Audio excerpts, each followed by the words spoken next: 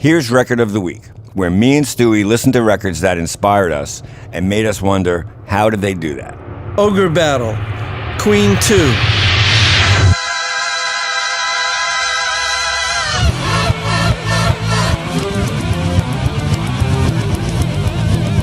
This was a record that I was not familiar with that Johnny turned me on to, which is pretty amazing. And it obviously the great Roy Thomas Baker produced, Right. From 1972 at Trident in London. Well, 72 or 74. Okay, so Freddie Mercury wrote Ogre Battle on guitar, as confirmed by Brian May in several interviews in 72. So it was written in 72.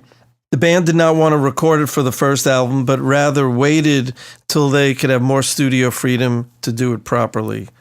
The ogre-like screams in the middle are Mercury's, and the high harmonies at the end of the chorus hook are sung by Taylor. Right. He did the hot. Yeah, he was. Sorry.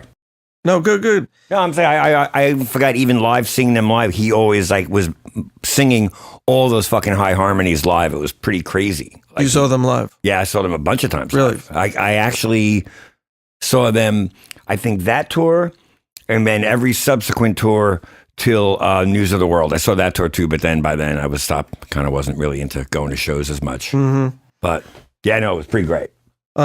So, as the title suggests, it tells the story of battle between ogres and features a mega guitar solo and sound effects to simulate the sound of the battle. The beginning of the song is the end of the song in reverse. Son of a bitch. Son of a bitch. See, we learn something every day. Yeah.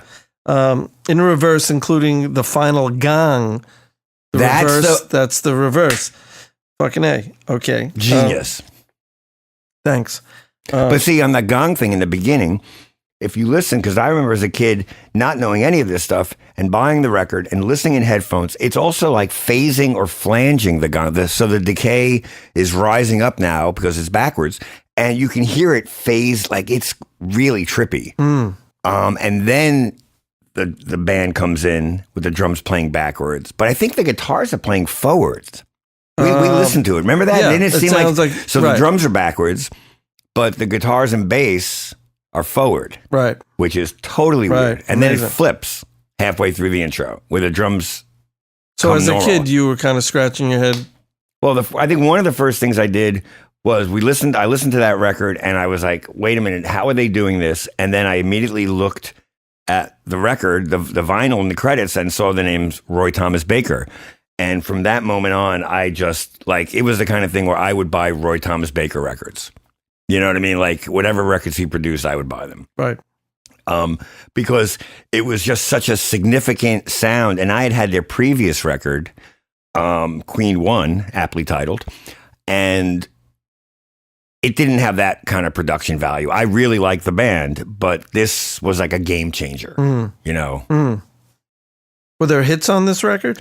You know, I don't think there were hits on the record per se, but it was such, in 1974 with FM, it wasn't necessarily a deal breaker. Right. And in fact, the next record, they started having all their mega hits. But this was just a great, kind of statement record. Father to Son is a wonderful ballad song that's beautiful lyrics, and just they did this thing where basically side 1 is the white side and side 2 is the black side. And this is number 1. This is the first track on 2. 2, right. So side 2, which is the black side, is like Freddie Mercury's medieval mystical fairy songs. And they're, basically all like his tales. And side A, if I remember correctly, was the guitar player Brian May and the drummer. They wrote songs too, but they were just more rooted in normal life. So your appreciation of Queen at an early age has influenced your record making? Well, I mean, I love flanging. So How about reverse gongs? I love flanging. How about felching? Well, I love felching while flanging because I like flanging while felching. Sorry. No, but the point is that it totally made me think about production, and this guy just rocked my world with that song just basically rocked my world. But also the rest of the record has that kind of stylistic thing too, but this just hit you so hard. And even like into the song, it turns into a rock song after all the crazy intro. But the guitars are super aggressive. The harmonies and the ahs are just like in your, you know what I mean? It's really hard hitting, and that isn't just a normal song. I mean, obviously they pushed the envelope. Studio techniques. Yeah. But so you went to see them live. Were they able to recreate this stuff live, or was it just more like a four-piece rock band? I mean, they didn't really recreate it from what I can remember, but they were just such a great live band. Like, they did the backgrounds, you know, they could do that, and the guitar sounds were great. They were great musicians, but I don't necessarily know if they did the flanging and stuff like that, you know, which is all that. interesting because these days people do that kind of stuff on a record. Right. They can recreate that Right. live through technology. Back in those days, the record and the live performance were was completely different. Well, clearly the beginning of the song would not be Yeah, that way. that's kind of amazing. Yeah. But I don't think, I think as a, you know, so 74, maybe I was 16 going to these shows. I never went to the shows with that expectation of hearing the record. You know, we always went to the show just seeing the band. see the band, and it was so right. great to see whether it was them or David Where Bowie. was the show? I want to say the Academy of Music was the first one. Damn, I think they opened up for Mott the Hoople on Queen 2 at the Eurus Theater. It was a famous Mott the Hoople on Broadway, which your buddy Ian? Yeah, would attest to. In fact, no, when I bumped into him, I did tell him I was really? at that show. So I'm sure, yeah, we had that conversation. Wow. But then maybe the Capitol Theater, no, not the Capitol Theater, the Academy of Music for sure. And by the end, by News of the World, probably the reason I stopped going to see them, but not them specifically, but they ended up being at Madison Square Garden, which was a whole different, you know, it was really not as fun. Right. But you got to give Roy Thomas Baker immense credit for taking this four-piece band and doing these symphonic and...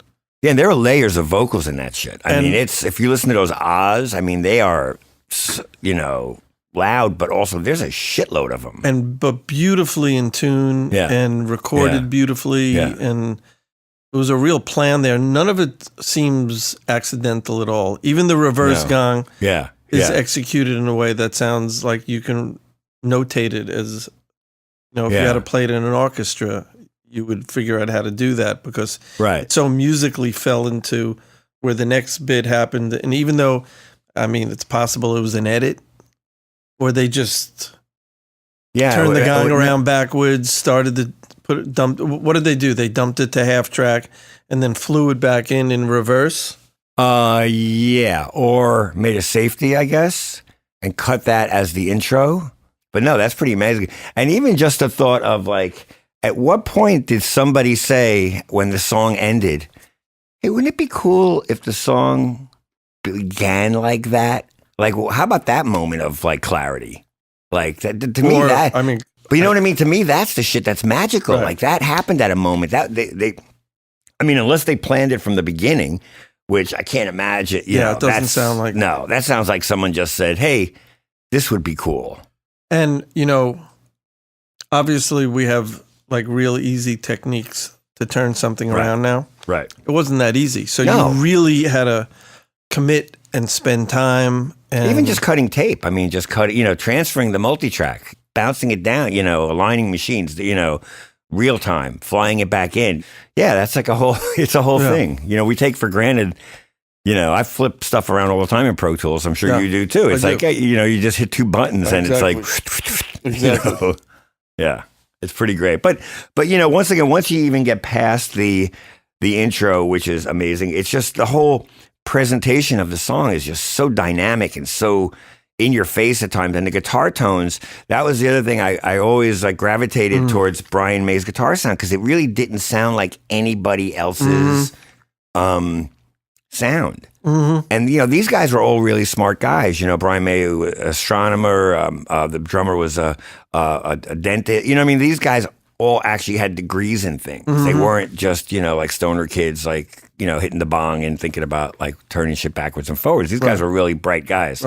So it's just incredible. And I think at one point Brian May was making his own guitars. You know, he was playing the guitars him and his dad would make. It was just such a crazy thing, you know what I mean? Just how they kind of put it all together. Well, that's that's going to encourage me to go back and listen to more of their records because I don't know them like you do. Yeah. I think but just that's a listening good one to start with. Just listening to that was really pretty. But the other, I'm telling you, when you turn the record around, the white side is totally a different vibe than that. If you turn it around, does it sound forward? Only the drums. Right. That'd be great to unreverse it. The guitars are backwards. We can do that right now in Pro Tools. It'll take a minute. The dyslexic mix. All right, that's a good one. So yeah, we'll come back to some of that stuff eventually. But yeah, that's one of that really kind of set me off. Right. Like, so that's 1974. Something like that. Yeah. Queen 2. Right. That was Ogre Battle. Ogre Battle, and Johnny was there. Yeah. High as a kite. Smoking a joint in the headphones. Hiding from my parents in the basement. Smelling peaches. Welcome and not going home. The bright thing